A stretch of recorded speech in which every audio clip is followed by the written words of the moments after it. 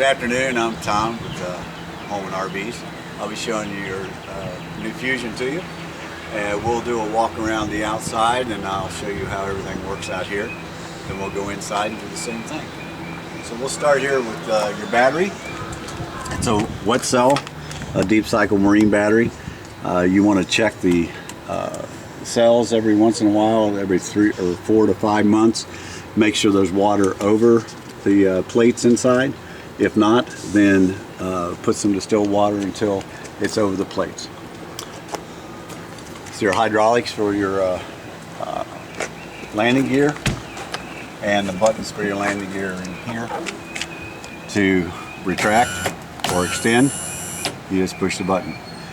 Rear stabilizers, extend, and they're just stabilizers. You only want them after you get the unit level on the wheels or level with the landing gear, then you can bring these down just to snug them up and stabilize your unit.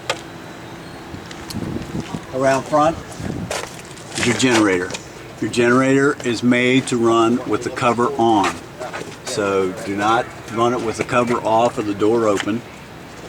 But in order to start it out here, I've taken the cover off to show you the manual start out here. You push it down to prime it. When the light comes on, you hit the start button and it starts. Now, once it's started, you want to run your generator for 2 hours a month under full load with it unplugged from the electric, and that will keep your warranty intact. If you take your unit in for some type of repair in 5 months or 6 months and you only have 5 hours or 4 hours on it, then they're going to argue with you about your warranty. So remember to run it 2 hours a month under full load. Over here are your LP tanks. They're both full, they're both on, and this green light indicates that there's gas in this tank.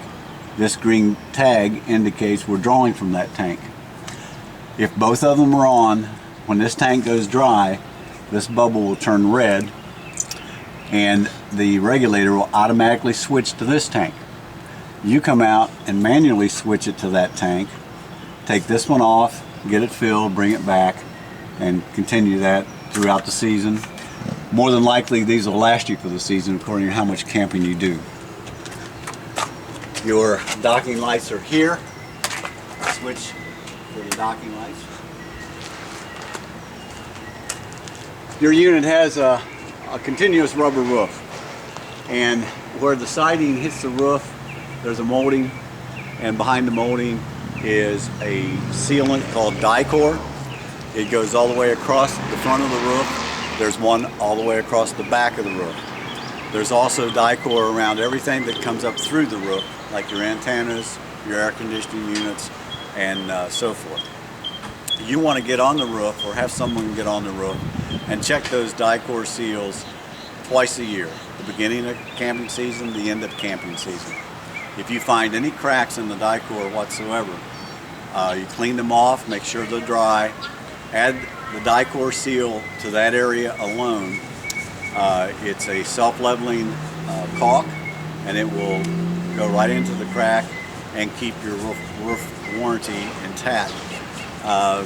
If at some point in the future you do have a roof leak and they see you haven't done periodic patching, they could argue with you on your warranty, but it's still under warranty. Here are your seals for your slide outs. It's very soft rubber. We suggest that you use a rubber sealant with an UV protectant. You can spray it on. It comes. You can get it at any RV place. So you spray the sides and the top to keep it the rubber really soft.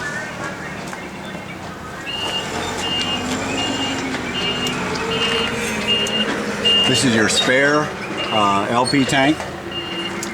So you can really don't, if you run out of gas, you can switch them and put your empty in there. one side of your garage, the hose we start you out with. Some point in time in the future you may want to get yourself a longer hose. All this is your shower, and your quick connect sink is here. You have a light inside to work by. This is your city water connection. We suggest that you use a, I'm sorry, that's not your city water connection. This is your city water connection. And we suggest that you use a 90-degree bend and a pressure regulator to keep your pressure at 55 pounds. And you can bring those hoses up through this hatchwork. That way you can keep your door closed. Everything comes up through the bottom, along with your satellite connection or your cable connection. This is your black tank clean out. It also operates with a hose connection. You can, not the same hose, you can add a hose here, and the pressure from the city water will flush out your black tank and keep it smelling good. This is your winterization, and what you'll do is put a hose into this and then into your antifreeze, and to winterize you just turn this dial on and this dial to off, and then go ahead. This is your power flush, and your to winterize, your pump on board will then suck the antifreeze into the system.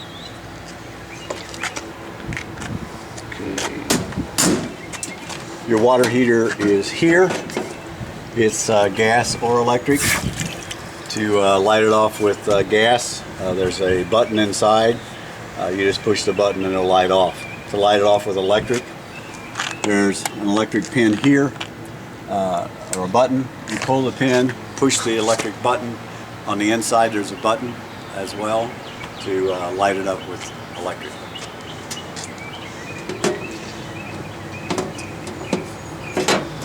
Your 50 amp service is here, and this cable comes with your unit. At the end of this 50 amp, there's a 50 to 30 amp adapter. In the startup kit we're going to give you today, there is an adapter that goes from 30 to 15 amp. So if you're at home and you want to get the refrigerator cold and food in it for your next trip, you can plug it in, run the refrigerator and the overhead lights, and that's about it. You cannot run the air conditioner off of 15 amps. Your sewer connection is back here, and there's a swivel that will come out. And then your poles are here, the black tank first, and then your gray tank to flush out your line. This is the back of your furnace, or your furnace exhaust. We suggest you get a round screen to put on here to keep the mud daubers and any small varmints out of there. It can just cause you a repair bill. A lot of people don't put it on and don't have a problem. We suggest you do put it on.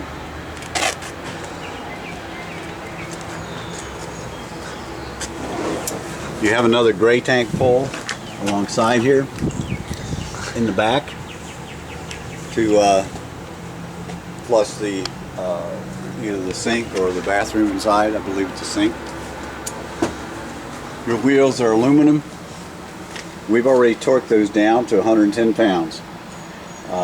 Anytime you travel, you want to check them and make sure they're all tight before you leave. The first couple hundred miles, they suggest you stop at 10, 25, and 50 miles to check them. They were checked by our truck drivers when they brought the unit in. They'll be checked by your truck driver when he brings it to you. You still want to check them anytime you move it. Your gas station's back here. Before you pump any gas, you want to ground this before pumping, and then your pump is in here. It's locked down right now, but it will come out. And your pump's station is here. You just turn it on. The green light will come on. There's no gas in that tank right now, but it will pump your gas. This is the tank for the gas tank. This is the tank for your generator. And there is some gas in here just so we can test it out. Your ladder fits on the side here. It's on the inside. It's not possible for you to go down the road with the ladder on here, so that's why it's stored inside. The rear locks with the swivel locks, and it's spring loaded, so you can pull it open. There you go. And then bring it back. I would suggest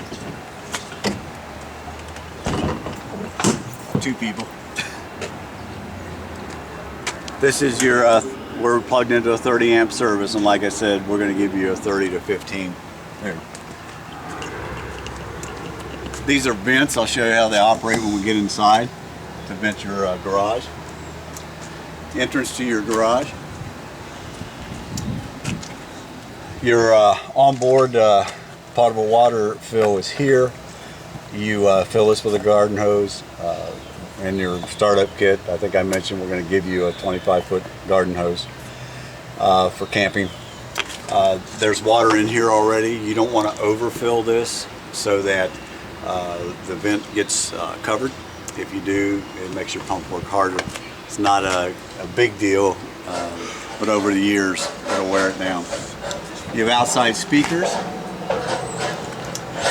This is access to the back of your refrigerator. There's not a lot to see. Inside there's an evaporation tray with the drain hose going into it. The heat from inside here will evaporate the water, so you really won't have to deal with this compartment. Outside you have a TV connection, a receptacle that's hooked to your GFI in the bathroom, and a slot to put your TV in. The other side of your garage. This is a speed wrench for your awning in the back. Your sweepers here, and some of your sweeper attachments are here, along with lights. I'm going to run out the awning for you right now. We'll show you where that button is. Run it out. Or actually, we'll do it with your handy dandy remote. In order to work the remote, you turn it on. Can you see it? Just bend it down. Alright. You press select and an up or down button, and now you can choose the function you want.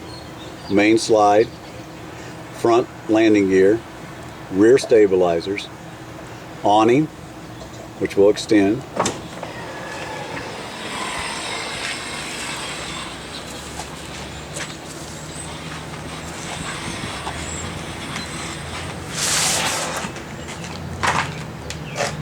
now your awning is such that it cannot be tied down. It's a little high for anybody to get to anyway, unless you have a ladder. So if a gust of wind comes up or a storm comes up, roll it in. It's too easy to put in, especially with this, not to do that. So in order to roll it back in, you just hit retract and it rolls back in. Put it in at night, put it in during a storm, put it in when you're not around your unit. I'll show you the other functions. The contrast, light and dark. Okay, your main slide, the front landing gear, lower or raise. Rear stabilizers.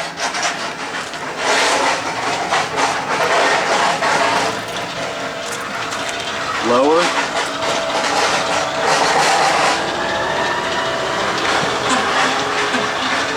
Or raise.